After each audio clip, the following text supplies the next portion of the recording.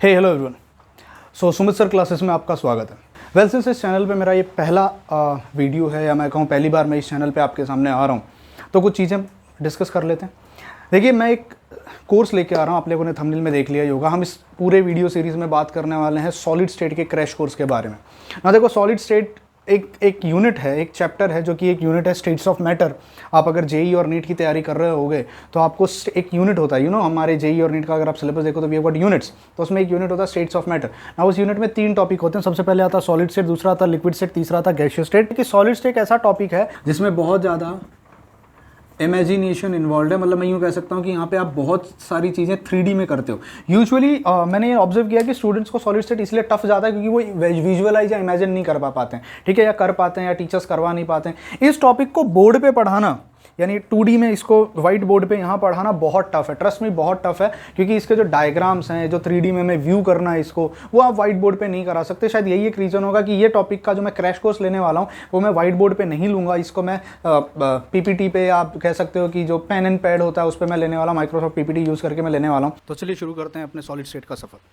देखिए, solid state में आप सबसे पहली बात, हम इसको पार्ट बाय पार्ट पढ़ेंगे। इस पर्टिकुलर वीडियो की सीरीज़ में, यानी जो पहला पार्ट है ये, इसमें हम इसका बेसिक पार्ट पढ़ेंगे, दैट इज़ पार्ट 1। पार्ट 1 में आपको थ्योरी कवर की जाती है, यानी आपको सिंपल आइडिया दिया जाता है सॉलिड स्टेट क्या होता है, सॉलिड में अलग अलग टाइप क्या होते हैं, उनकी प्रॉपर्टीज़ क्या होती हैं, और उन पे बेस हम कुछ MCQs को सॉल्व करने की कोशिश करेंगे, जिससे आपको आइडिया आएगा कि कैसे क्वेश्चन अक्सर सॉलिड स्टेट में पूछे जाते हैं। देखिए, सबसे पहले जब आप सॉलिड स्टेट पढ़ना स्टार्ट करोगे तो सबसे पहले आपके सामने आता है क्रिस्टलाइन और अमॉर्फस का क्लासिफिकेशन।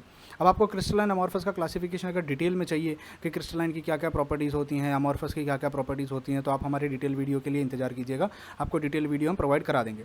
फिलहाल आपको याद क्या रखना, entrance exam point of view से, अगर आप जेई नीट की तैयारी कर रहे हो या किसी भी कॉम्पिटिटिव एग्जाम की तैयारी कर रहे हो, आपको याद रखना है कि क्रिस्टलाइन कंपाउंड वो होते हैं जहाँ पे एक सिस्टमेटिक अरेंजमेंट होता है, और अमॉर्फस कंपाउंड वो होते हैं जहाँ पर एक रैंडम अरेंजमेंट होता है। मॉलिक्यूल्स और एटम्स रैंडमली कहीं पर भी, किधर भी, कैसे भी अरेंज किए जाते हैं। अब आप ये रैंडम अरेंजमेंट या सिस्टमेटिक अरेंजमेंट आप अपनी नेकेड आइज से नहीं देख सकते, आपको पता भी नहीं चलेगा, क्योंकि एटम्स और मॉलिक्यूल्स को देखने की ताकत हमारी नज़रों में नहीं होती है। तो इसलिए आपको याद क्या रखनी है कि क्रिस्टलाइन कंपाउंड अगर होंगे तो उनमें एकदम प्रॉपर अरेंजमेंट होता है, और जब प्रॉपर अरेंजमेंट होगा तो उनका शार्प मेल्टिंग पॉइंट होता है। जैसे बिल्डिंग अगर होती है, अगर ग्राउंड फ्लोर हिल जाएगा तो पूरी की पूरी बिल्डिंग गिर जाती है, तो शार्प मेल्टिंग पॉइंट उनकी खासियत होती है। सिमिलरली आइसोट्रॉपिक कंपाउंड के बारे में अगर मैं बात करूं, ये एकदम रैंडमली अरेंज होते हैं, कोई भी कहीं पे भी किसी भी तरीके से अरेंज होता है, तो इनको मेल्ट होने में टाइम लगता है। अगर इनको हीट किया जाए तो ये स्लोली मेल्ट होते हैं, ग्रेजुअल मेल्टिंग दिखाते हैं, इसलिए इनका मेल्टिंग पॉइंट ग्रेजुअल है। अब देखो, समझने की कोशिश करना, अगर क्रिस्टलाइन कंपाउंड शार्प मेल्टिंग दिखाते हैं तो कूलिंग भी शार्प दिखाएंगे, और अगर amorphous compound sharp gradual melting दिखाते हैं तो कूलिंग भी ग्रेजुअल दिखाएंगे। तो अगर मैं अमॉर्फस का यहाँ पे ग्राफ बनाऊं, ये जो ग्राफ आप यहाँ पे देख रहे हो, ये ग्राफ यहाँ पे, ये अमॉर्फस कंपाउंड का कूलिंग ग्राफ है, ग्रेजुअल। टेम्परेचर और टाइम को अगर मैं मेंटेन करूं तो ये ग्रेजुअल है, पर यहाँ पर अगर आप देखोगे तो ये शार्प है। तो अगर शार्प ग्राफ आपको कहीं पे मिलता है टेम्परेचर और टाइम का, समझ जाना वो कूलिंग कर्व किसका है, क्रिस्टलाइन का है। मतलब वहाँ पे शार्प आएगा, शार्प मेल्टिंग पॉइंट है, तो शार्प कूलिंग पॉइंट भी होगा, फ्रीजिंग पॉइंट जिसको हम एक तरीके से कहते हैं, फ्रीजिंग पॉइंट ऑफ सॉलिड। समझ में आया। दूसरी सबसे बड़ी इंपॉर्टेंट प्रॉपर्टी जो यहाँ पे आपको याद रखनी है वो ये है आइसोट्रॉपी एंड एनआइसोट्रॉपी। ये दो सबसे इंपॉर्टेंट प्रॉपर्टी होती हैं।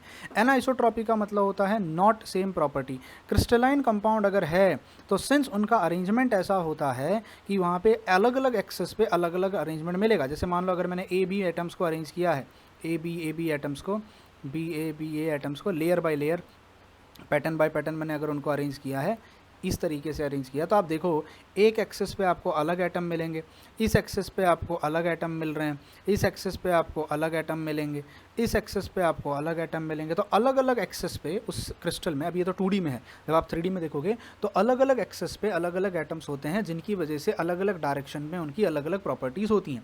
लेकिन अगर वो अमॉर्फस कंपाउंड है तो कोई भी अगर आप एक्सेस लोगे तो ऐसा लगता है कि हर एक्सेस पे सेम ही तो अरेंजमेंट है, तो उनकी हर डायरेक्शन में प्रॉपर्टी सेम होती हैं।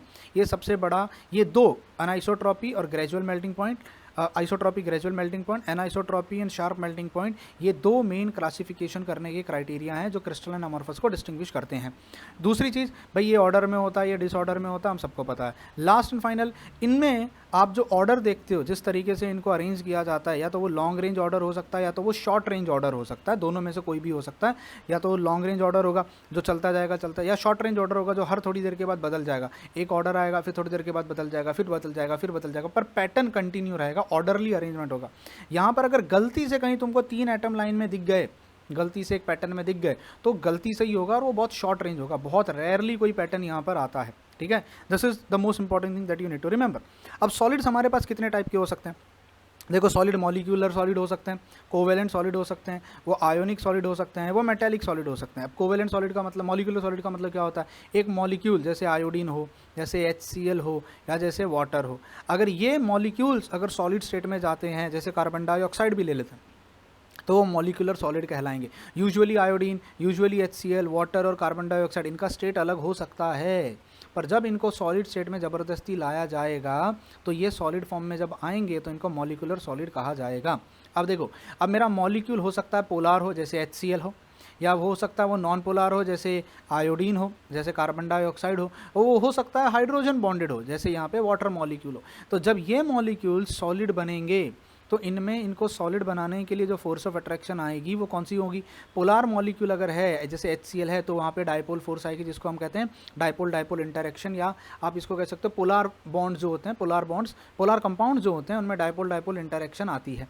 अगर नॉन पोलार मॉलिक्यूल है, जैसे आयोडीन, अगर वो सॉलिड स्टेट में चला जाता है तो वहाँ पर लंडन फोर्स, जिसको डिस्पर्शन फोर्स कहा जाता है, वो उनके अंदर होगी फोर्स जो उनको पकड़ के रखेगी।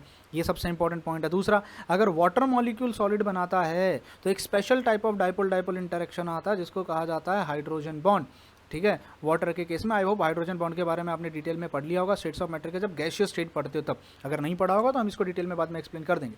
अब सबसे इंपॉर्टेंट पॉइंट क्या याद रखना, ये जो लंडन फोर्स होती है, या ये जो डिस्पर्शन फोर्स जिसको हम कहते हैं, जो नॉन पोलार सॉलिड बनेंगे, जैसे आयोडीन हो गया, जैसे हाइड्रोजन हो गया, अगर ये बन जाते हैं सॉलिड तो ये सबसे कमज़ोर सॉलिड होते हैं, क्योंकि लंडन फोर्स सबसे कमज़ोर फोर्स होती है जो बहुत आसानी से टूट जाती है। उसके बाद अगले कंपाउंड पे आते हैं कोवेलेंट सॉलिड्स के अंदर। अब कोवेलेंट सॉलिड में डायमंड हो सकता है, ग्रेफाइट हो सकता है, फुलरीन हो सकता है। अब देखो, डायमंड, ग्रेफाइट, फुलरीन के बारे में ज़्यादा डिटेल में पढ़ने की ज़रूरत नहीं है, आपको ऑलरेडी ये ब्लॉक्स में पढ़ाया जाएगा, पी ब्लॉक एलिमेंट्स के अंदर कार्बन के बारे में जब पढ़ाया जाएगा तब। अब डायमंड में याद रखना, डायमंड का स्ट्रक्चर हम आगे पढ़ने वाले हैं आने वाले टाइम में। आई थिंक सो प्रोबेबली तीसरे या चौथे वीडियो में आप डायमंड का स्ट्रक्चर देखोगे। ठीक है, ये तो पहले वीडियो, तो इसमें मैं डिटेल में नहीं जाऊंगा स्ट्रक्चर्स पे। याद रखना है सिर्फ डायमंड में sp3 हाइब्रिडाइज होती है, क्योंकि ये हर कार्बन वहाँ पे 4 बॉन्ड बनाता है। Every carbon over there is forming 4 bonds. Graphite के बारे में मैं आपको डिटेल में बता देता हूँ। देखो, अगर मैं ग्रेफाइट की बात करूँ तो ये हमारे ग्रेफाइट के बारे में, ग्रेफाइट का लेयर स्ट्रक्चर होता है, ये होगा layer structure, layer by layer arrangement होता है, इसलिए क्रिस्टलाइन है, क्योंकि परफेक्ट अरेंजमेंट है, एक पैटर्न फॉलो हो रहा है। अब इसके अंदर हर कार्बन एटम sp2 हाइब्रिडाइज होता है, जैसे अल्कीन में होता है, कार्बन इज sp2 हाइब्रिडाइज, जहाँ पर एक अनपेयर्ड इलेक्ट्रॉन जो होगा, अनहाइब्रिड इलेक्ट्रॉन जो होगा वो परपेंडिकुलर खड़ा होगा, या ड्रॉ नहीं किया है। यहाँ पे सबके पास एक अनहाइब्रिड इलेक्ट्रॉन है जो परपेंडिकुलर खड़ा है, जो डीलोकलाइज्ड है, जो यहाँ वहाँ मतलब एक कार्बन पे फिक्स नहीं है, वो डीलोकलाइज्ड इलेक्ट्रॉन है। सिंस मेरे पास एक फ्री इलेक्ट्रॉन अवेलेबल होता है, इसीलिए ग्रेफाइट बहुत अच्छा कंडक्टर होता है इलेक्ट्रिसिटी का। तो 2D शीट स्ट्रक्चर होता है, प्लेनर हेक्सागोनल रिंग होती हैं, हर कार्बन 3 अदर कार्बन से बॉन्ड बनाता है, sp2 हाइब्रिडाइजेशन रखता है, अनपेयर्ड इलेक्ट्रॉन अवेलेबल होता है जिसको हम पाई इलेक्ट्रॉन कहते हैं, इसीलिए वो इलेक्ट्रिसिटी कंडक्ट करता है। अनपेयर्ड इलेक्ट्रॉन डीलोकलाइज होता है कार्बन एटम्स के बीच में। दोनों लेयर को पकड़ने का काम कौन करती हैं? दोनों लेयर को पकड़ने का काम वीक वेंडरवल फोर्सेस करती हैं, शायद इसीलिए ग्रेफाइट कमज़ोर होता है। ठीक है, वेंडरवल फोर्सेस होती हैं, पर इतनी भी वीक फोर्सेस नहीं होती है, वो नॉन पोलर मॉलिक्यूल्स की तरह ये काफ़ी स्ट्रॉन्ग होती हैं, पर स्लीपरी होता है, सॉफ्ट एंड स्लीपरी होता है। इसका रीज़न क्या होता है? क्योंकि कमज़ोर और लेयर बाय लेयर अरेंजमेंट है और इतना स्ट्रॉन्ग इंटरेक्शन नहीं है वहाँ पे। ठीक है, अब इसके बाद हमारे पास आता है fullerene. What are fullerene basically? देखो, फुलरीन एक न्यूली डिस्कवर्ड एलोट्रॉप है कार्बन का, जहाँ पर कार्बन केज लाइक स्ट्रक्चर में आता है। यहाँ पे कार्बन कार्बन कार्बन कार्बन अगर बॉल जैसे शेप में आ जाएगा तो हम उसको कहेंगे बकी बॉल, जहाँ पे सिर्फ कार्बन होगा, यहाँ पे कार्बन है। अगर वो ट्यूब शेप में आ जाता है तो हम लोग उसको क्या कहते हैं? बकी ट्यूब, जिसको कार्बन नैनो ट्यूब भी कहा जाता है। अब फुलरीन के ऊपर ऐसा जितने क्वेश्चन नहीं पूछे जाते हैं एंट्रेंस एग्जाम में, क्योंकि एक एप्लीकेशन पार्ट है। ग्रेफाइट पे पूछे जा सकते हैं, क्योंकि fullerene is a newly discovered allotrope. आप इसके बारे में क्या क्या याद सकते हो? ग्रेफाइट को हीट करके बनाया जाता जाता है।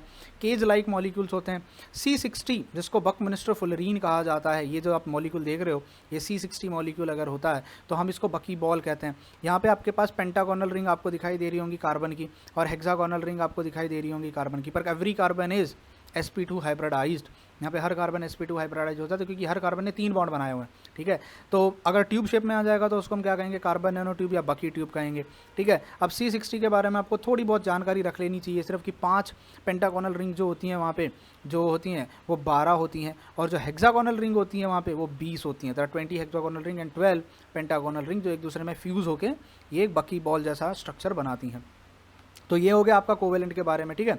अब जब कोवेलेंट के बारे में पढ़ ही रहे हो तो आपको एक और चीज़ बता दूं, कार्बन के बारे में याद रखना। कार्बन क्रिस्टलाइन हो सकता है, कार्बन अमॉर्फस हो सकता है। क्रिस्टलाइन में वो फुलरीन आएगा, डायमंड आएगा, ग्राफाइट आएगा, शायद इसीलिए हमने क्रिस्टलाइन की कैटेगरी में हमने इसको पढ़ा।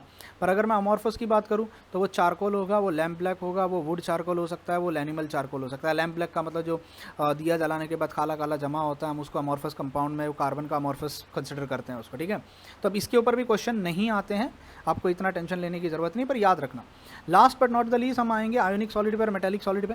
What are ionic solids? Ionic solids में आयंस होते हैं। अब देखो, जब लोग बोलते हैं आयंस होते हैं, जैसे Na+ आयन होता है और Cl- आयन होता है, इसका मतलब ये नहीं है कि सारे Na+ और Cl- एक दूसरे के साथ चिपक गए होते हैं। एक प्रॉपर सिमेट्रिकल अरेंजमेंट बनाया जाता है जिसमें Na+ और Cl- इस तरीके से अरेंज होते हैं कि जितना उनमें अट्रैक्शन होता है उतना ही उनमें रिपल्शन होता है, और वो बैलेंस होते हैं, जिसको हम कहते हैं minimum potential energy. Potential energy zero नहीं हो सकती, क्योंकि जब एक आयन और एक कटायन जब हद से ज़्यादा नज़दीक आने लगेगा तो वहाँ पे रिपल्शन, देखो सिर्फ Na+ वहाँ पे नहीं है, उसके आसपास में और बहुत सारे Cl- होंगे और बहुत सारे Cl- होंगे। एक हद से ज़्यादा जब क्लोरीन नज़दीक आने लगेंगे अगर, तो क्लोरीन का रिपल्शन भी तो फैक्टर आएगा। तो आपको यहाँ याद रखना है कि आयोनिक सॉलिड्स में मिनिमम पोटेंशियल एनर्जी होती है, पोटेंशियल एनर्जी जीरो नहीं होती है। पोटेंशियल एनर्जी कितनी होती है? मिनिमम। ऐसा अरेंजमेंट किया जाता है, और अट्रैक्टिव फोर्स रिपल्सिव फोर्स के बराबर होती है, एक एकदम परफेक्ट अरेंजमेंट बनाया जाता है। दूसरी बात, अब आयोनिक सॉलिड है तो लोगों को लगता है वो आयन है उसके अंदर, कटायन अनायन, तो इलेक्ट्रिसिटी कंडक्ट करेंगे। जी नहीं, ऐसा नहीं है, क्योंकि आयोनिक सॉलिड में वो सॉलिड स्टेट में है, तो non conductor in solid state. लेकिन अगर उन्हीं आयोनिक सॉलिड को एक्वियस स्टेट में या मोल्टन स्टेट में लाया जाए, पानी में डाल दिया जाए, उनको पिघाल दिया जाए हीटिंग करके, तो वो इलेक्ट्रिसिटी कंडक्ट करना स्टार्ट करते हैं।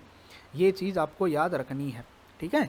अब आयोनिक सॉलिड्स में हमें क्या क्या पढ़ना है हमारे सिलेबस में? देखो, हमारे सिलेबस में आयोनिक सॉलिड में है NaCl, है caesium chloride, zinc sulphide, calcium fluoride, sodium oxide, spinel structures हैं, डायमंड है। अब डायमंड तो वैसे यूजुअली आयोनिक कंपाउंड में नहीं कंसिडर किया जाता, मैंने इसको पर्पसली यहाँ पे डाला हुआ आयोनिक के साथ, ताकि हम, क्योंकि जब आयोनिक पढ़ोगे तब डायमंड उसमें अपने आप पढ़ सकते हो, क्योंकि आयोनिक से रिलेटेड ही आपका डायमंड का स्ट्रक्चर आता है, ठीक है। अब इसमें आपने देखा होगा सीजियम क्लोराइड का मैंने अलग रंग से दिया, क्योंकि सीजियम क्लोराइड ही अकेला एक अलग स्ट्रक्चर बनाता है। बाकी NaCl का, जिंक सल्फाइड का, कैल्शियम फ्लोराइड का, सोडियम ऑक्साइड का और स्पीनियल स्ट्रक्चर्स ऑलमोस्ट सेम होते हैं, थोड़ा बहुत यहाँ वहाँ वेरिएशंस उनके अंदर आता है, ठीक है। तो इन स्ट्रक्चर्स के बारे में अब आपको एंट्रेंस के पॉइंट ऑफ व्यू से बहुत ईमानदारी से पढ़ना है। अब JEE मेंस तक इतने स्ट्रक्चर पढ़ लो तो बहुत ज़्यादा हो जाते हैं। इसके अलावा और भी बहुत सारे स्ट्रक्चर्स आते हैं, जैसे रूटाइल स्ट्रक्चर आ जाता है, टिटेनियम ऑक्साइड का स्ट्रक्चर आ जाता है, और बहुत सारे और भी स्ट्रक्चर्स आ जाते हैं, कैडमियम आयोडाइड का लेयर स्ट्रक्चर आ जाता है, पर वो सब आपको अभी फिलहाल पढ़ने की ज़रूरत नहीं है। This is more than enough, इनके ऊपर ही ज़्यादा क्वेश्चन बनेंगे आपके, ठीक है। उसके अलावा मेटेलिक सॉलिड्स का मतलब सिंपल भाषा में अगर मैं बोलूँ तो मेटल्स होंगे, आपके मेटल्स जो होंगे वो सॉलिड फॉर्म में होंगे। अब मेटल्स की प्रॉब्लम क्या होती है? दे आर हाईली इलेक्ट्रोपॉजिटिव, तो इनके इलेक्ट्रॉन्स बाहर निकले होते हैं। सिंस इनके इलेक्ट्रॉन बाहर निकले होते हैं, वो इलेक्ट्रॉन फ्री इलेक्ट्रॉन्स होते हैं, दे आर आउट, एंड वो यहाँ, अब आप सोच रहे होगे वो इलेक्ट्रॉन छोड़ के क्यों नहीं चले जाते हैं? भाई पॉजिटिव चार्ज भी तो है, कटायन बन के वो बैठा हुआ है ना, पॉजिटिव चार्ज ने उसको अट्रैक्ट किया हुआ है। तो जो पॉजिटिव चार्ज एरे होता है यहाँ पे मेटल्स का, उसको कहा जाता है कर्नेल, ठीक है, आप उसको कर्नेल कह सकते हो। और जो फ्री इलेक्ट्रॉन्स होते हैं, जो बाहर यहाँ वहाँ घूम रहे होते हैं, हम उनको कभी कभी सी ऑफ इलेक्ट्रॉन्स भी कहते हैं, मतलब इलेक्ट्रॉन का समुद्र है जो यहाँ वहाँ घूम रहे हैं, ठीक है। कटायंस को क्या कहते हैं? Kernel. Now they are highly good conductor of electricity, क्योंकि फ्री इलेक्ट्रॉन्स है। अब इसको आप एक और चीज़ में पढ़ोगे, जिसमें आप पढ़ोगे सेमीकंडक्टर्स में। सेमीकंडक्टर्स में आप इसके बारे में और डिटेल में पढ़ोगे, जहाँ पे आप पढ़ोगे बैंड थियोरी के बारे में, और ये लास्ट वीडियो में होगा, जहाँ पर आपको पता चलेगा कि क्यों मेटल्स के इलेक्ट्रॉन बाहर निकले होते हैं, क्या रीज़न है कि वो इलेक्ट्रॉन्स बाहर निकले होते हैं, ठीक है। चलो आगे बढ़ते हैं। तो ये हमारा एक पार्ट खत्म हो गया। अब आपने एलोट्रॉप्स ऑफ कार्बन पढ़ लिया, आपने ग्रेफाइट के बारे में डिटेल में पढ़ लिया, आपने फुलरीन के बारे में डिटेल में पढ़ लिया। अब आपको यूनिट सेल्स के बारे में पढ़ाया जाए। देखो प्रॉब्लम क्या होती है, जब हमारे पास सॉलिड स्टेट बनना स्टार्ट होता है, whenever we get solid state, हमारे सॉलिड स्टेट के अंदर जो एटम्स होते हैं वो कुछ इस तरीके से अरेंज होते हैं 3D में। अगर मैं आपको 3D स्ट्रक्चर दिखाऊं तो ऐसे अरेंज होते हैं। This is the actual arrangement of atom. But यार ये एटम का अरेंजमेंट बना पाना हमेशा पॉसिबल नहीं होता है बुक्स में। हम क्या करते हैं, हम यूनिट सेल बनाते हैं। सबसे पहले तो आपको पता होना चाहिए यूनिट सेल होता क्या है। आई होप अगर आप क्रैश कोर्स देख रहे हो तो आपको ऑलरेडी पता है यूनिट सेल क्या होता है। हमारे पास 3 टाइप के यूनिट सेल्स होते हैं, या तो वो सिंपल क्यूब हो सकता है, या तो वो बॉडी सेंटर्ड हो सकता है, या तो वो फेस सेंटर्ड हो सकता है। एक और होता है जिसको कहा जाता है एंड सेंटर्ड क्यूब, जो कि बहुत रेयर है, हर जगह नहीं मिलता, वो बहुत रेयर है, बहुत रेयरली उसको ऑब्जर्व किया जाता है। देखो जो सिंपल क्यूब होता है, इस टाइप के जो स्ट्रक्चर्स होते हैं, इनको हम एक तरीके से प्रिमिटिव भी कहते हैं। What basically do you mean by primitive? यहाँ सिर्फ कॉर्नर पर एटम्स होते हैं। हमने जब इनका यूनिट सेल बनाया होता है वो सिर्फ कॉर्नर पर होते हैं और कहीं नहीं होते। यहाँ पर कॉर्नर के अलावा एक एटम प्रेजेंट है जो बॉडी के बीच में प्रेजेंट है, और यहाँ पे कॉर्नर के अलावा यहाँ प्रेजेंट है वो फेस पे प्रेजेंट है। और एंड सेंटर्ड में मैं आपको थोड़ी देर में बताऊंगा एंड सेंटर्ड क्या होता है। वहाँ पर भी कॉर्नर के अलावा, तो जब कॉर्नर के अलावा क्यूब्स निकलने लगते हैं तो हम उनको कहते हैं सेंटर्ड क्यूब। क्या कहते हैं उनको? सेंटर्ड। अब देखो किसी भी क्यूब की जो शेप होता है किसी भी क्यूब का, वो डिपेंड करता है इन दो एटम्स के बीच का डिस्टेंस कितना है, इन दो एटम्स के बीच का डिस्टेंस कितना है, और इन दो एटम्स के बीच का डिस्टेंस कितना है, यानी लेंथ, ब्रेथ और हाइट, जिसको हम कहेंगे ए बी सी। तो हमारे लिए वो क्या होगा? A B C, length, breadth and height. हमारा लेंथ, ब्रेथ और हाइट डिसाइड करेगा कि हमारे क्यूब का स्ट्रक्चर कैसा दिखता है। अब जब तुम किसी क्यूब के बारे में पढ़ ही रहे हो तो आपको कुछ चीज़ों को समझना बहुत ज़रूरी हो जाता है। क्या? किसी भी क्यूब के अंदर अगर मल्टीपल अरेंजमेंट होगा, उसका जो कॉर्नर होता है वो 8 क्यूब के बीच में कॉमन होता है। जैसे अगर मैं स्क्वायर बनाता हूँ तो अगर ये एक स्क्वायर है और ये इसका एक पॉइंट है तो ये 4 स्क्वायर्स के बीच में कॉमन है। अब ऐसे ही सोचो यहाँ पे 3 डायमेंशनल स्ट्रक्चर अगर बनना स्टार्ट हो जाए, अगर एक 3 डायमेंशनल स्ट्रक्चर बने तो जो एक कॉर्नर होगा वो 8 क्यूब का हिस्सा हो जाएगा। 4 कमरे ऊपर होंगे, 4 कमरे नीचे होंगे। इसको मैं ऐसे भी बना सकता हूँ कि अगर मेरे पास ये स्क्वायर था, ऐसे अगर ये एक कॉमन था, अब सोचो आप यहाँ पर अगर क्यूब्स बनने स्टार्ट हो जाएँ, नीचे भी बने इस तरीके से, तो आप यहाँ रियलाइज़ करोगे कि अब ये जो एक कॉर्नर था वो 8 क्यूब, 4 ऊपर और 4 नीचे, 8 क्यूब का हिस्सा होता है। तो ये कॉमन इन 8 क्यूब्स। तो कोई चीज़ अगर कॉर्नर पे प्रेजेंट है तो वो पूरी मेरी नहीं हो सकती, वो 8 लोगों में डिवाइड होगी और मेरे में कितना हिस्सा आएगा उसका? 1/8। जो एज होता है, एज जैसे अगर मैं स्क्वायर में आपसे पूछूं कि मुझे बताओ मेरा जो एज है वो कितने लोगों में कॉमन है, तो वो 2 लोगों में कॉमन। अगर यही 3 डायमेंशनल हो जाता तो एज कितने लोगों में कॉमन होता? 4 लोगों में। तो अगर कोई चीज़ एज पे प्रेजेंट होगी तो वो मेरे पास कितनी होगी? वो मेरे पास 1/4 होगी। सिमिलरली मैं अगर बात करूँ फेस की, व्हेन यू से दिस, इसको हम कहते हैं फेस। जो घर की छत होती है या घर के ऊपर का जो हिस्सा होता है वो 2 ऊपर नीचे लोगों में कॉमन होता है। अगर मान लो आप फ्लैट में रहते हो तो आपके घर की छत आपकी और आपके ऊपर वाले दोनों के बीच में कॉमन होती है। तो मैं कह सकता हूँ फेस 2 लोगों में कॉमन होता है, तो मेरे हिस्से में उसका आधा हिस्सा आता है। ये चीज़ें आपको याद रखनी है ना। एक और इम्पॉर्टेंट चीज़ आपको याद रखनी है कि किसी भी क्यूब में अगर एक फेस पे 2 अपोजिट पॉइंट को ज्वाइन करने वाली कोई लाइन अगर गुजरती है तो उसको कहा जाता है फेस डायगोनल, और उसका फॉर्मूला होता है √2 × a। सिमिलरली अगर एक कॉर्नर से दूसरे कॉर्नर को जोड़ने वाली जो लाइन होती है, जो बॉडी के बीच में से गुजरेगी यहाँ से और जाके वहाँ टकराएगी, उसको कहा जाता है बॉडी डायगोनल, और उसका फॉर्मूला होता है √3 × a। तो ये 2 फॉर्मूले आपको इतने इंपॉर्टेंट है, यकीन मानिए जब आप एंट्रेंस के क्वेश्चन सॉल्व करने बैठोगे तो बॉडी डायगोनल और फेस डायगोनल अगर आपको नहीं पता कितनी होती है और कहाँ से गुजरती है, आप सॉल्व नहीं कर पाओगे। देखो फेस डायगोनल और बॉडी डायगोनल के अलावा भी और बहुत सारी चीज़ें होती हैं जो हम इस क्यूब के अंदर पढ़ सकते हैं, पर वो आने वाले टाइम में मैं बाद में पढ़ाऊँगा। फिलहाल अभी उसको हम यहाँ कवर नहीं करेंगे, ठीक है। अब एक और इम्पॉर्टेंट चीज़, आपका क्यूब कैसा दिखेगा वो डिपेंड करता है लेंथ, ब्रेथ और हाइट पे, लेकिन एंगल्स भी तो मैटर करते हैं। घर की दीवार के बीच में एंगल कितना है? आपका घर अगर टेढ़ा मेढ़ा दिखे, ऐसा घर दिखे, तो इसका मतलब क्या हो गया? घर की दीवारों के बीच के जो एंगल्स हैं, ये एंगल कुछ ज़्यादा ही बड़ा है, ये एंगल कुछ ज़्यादा ही कम है, ये एंगल भी कुछ बड़ा है, ठीक है। तो घर के एंगल, दीवारों के बीच के जो एंगल होते हैं, यानी अगर मैं बात करूँ इस एक्सेस पे, इसके बीच का एंगल, इसके बीच का एंगल और यहाँ के बीच का एंगल, इनको कहते हैं अल्फ़ा, बीटा, गामा। तो अल्फ़ा, बीटा, गामा और ए बी सी, ये 6 सेल पैरामीटर्स होते हैं जो आपके किसी भी क्यूब का शेप डिसाइड करेंगे। Now on the basis of this you have got primitive shapes. Primitive मतलब जहाँ सिर्फ कॉर्नर पे एटम्स होंगे, और वो 7 मेन टाइप के क्यूब्स होते हैं। Cubic, tetragonal, orthorhombic, monoclinic, triclinic, hexagonal, rhombohedral.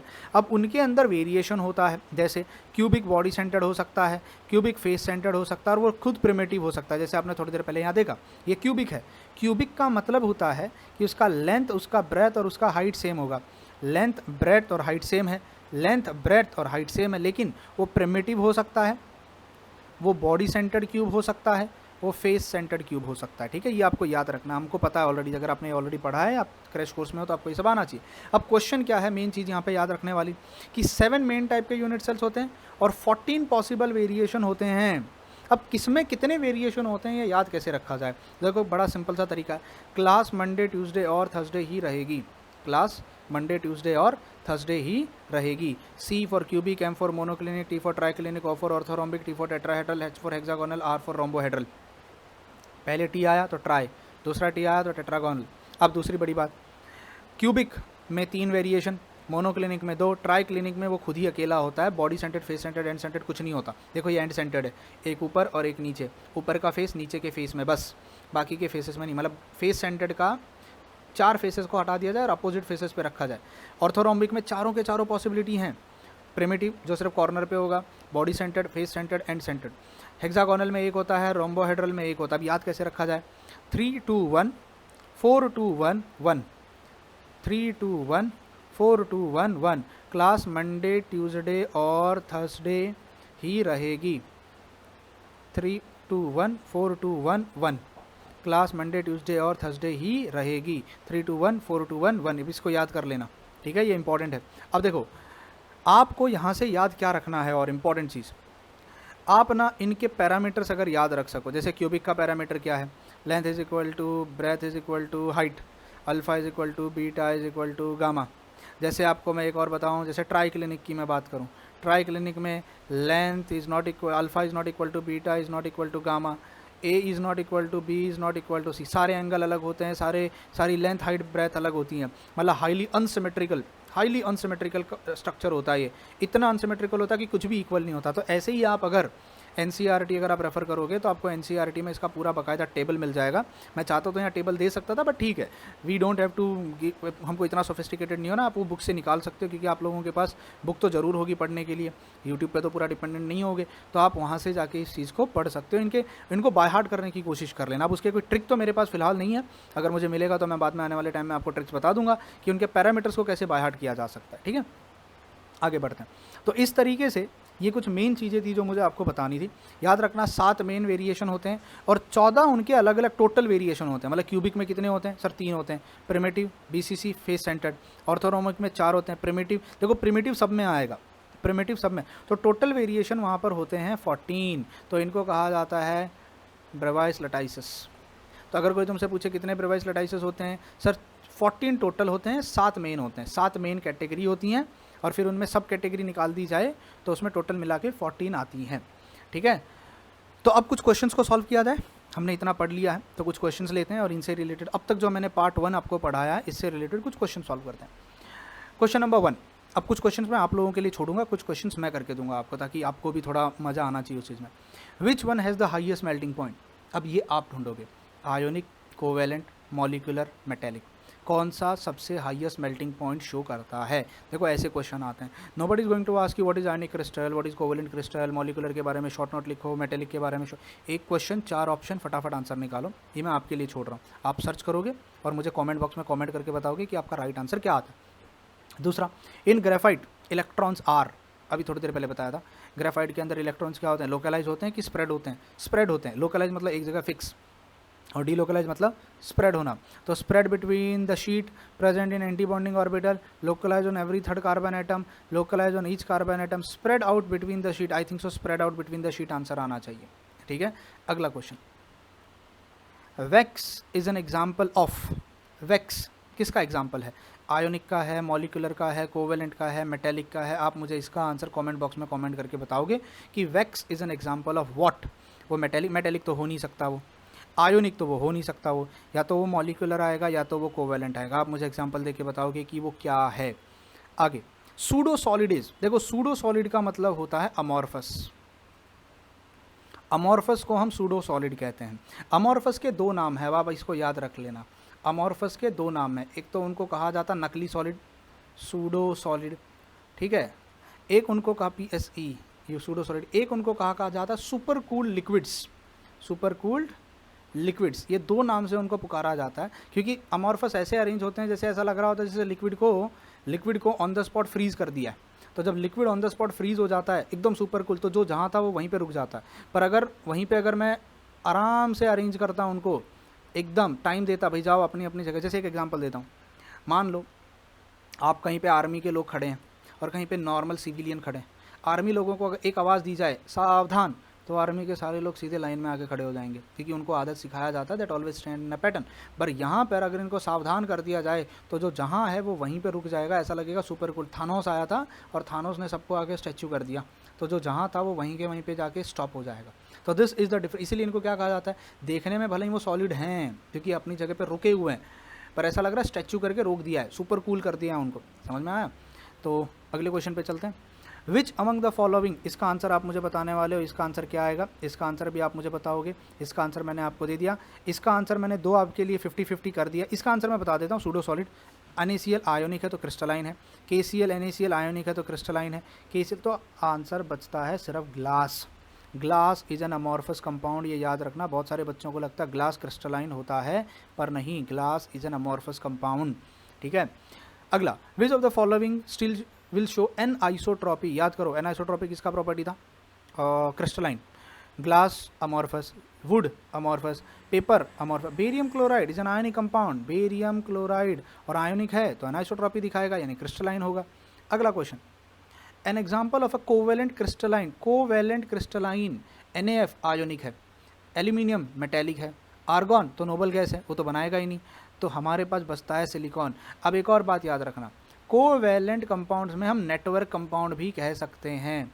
Network जो बनाते हैं जैसे carbon bond carbon bond carbon bond carbon bond carbon, इनका दूसरा नाम होता है, तो कभी कभी इनको नेटवर्क सॉलिड्स के नाम से भी जाना जाता है। ठीक है, तो इसका आंसर क्या आएगा? सिलिकॉन। इसका आंसर क्या आएगा? Barium chloride. इसका आंसर क्या आएगा? ग्लास। इसका आंसर आप सर्च करोगे, इसका आंसर मैंने आपको बता दिया, इसका आंसर आप सर्च करोगे। ठीक है, आगे बढ़ते हैं। अमॉर्फस सब्सटेंसेस शो, आपको 3 ऑप्शन 4 स्टेटमेंट्स दिए हैं, आपको बताना राइट ऑप्शंस क्या क्या हैं। अमॉर्फस, ध्यान से रीड करो। अमॉर्फस सब्सटेंसेस शो, क्या शो करते हैं? Short and long range order, नहीं नहीं नहीं नहीं। शॉर्ट रेंज ऑर्डर, लॉन्ग नहीं, लॉन्ग रेंज ऑर्डर तो आएगा ही नहीं।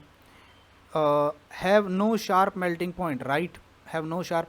तो short range order and have no sharp melting point is the correct option.